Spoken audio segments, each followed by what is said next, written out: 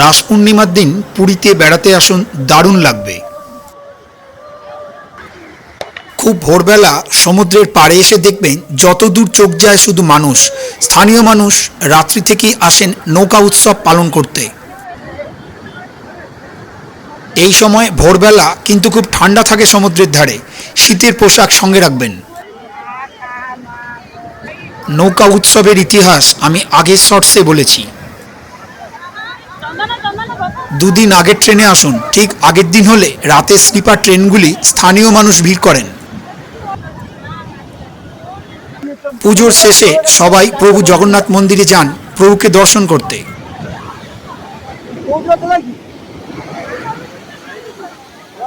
সারা উড়িষ্যাতেই এই উৎসব পালিত হয়।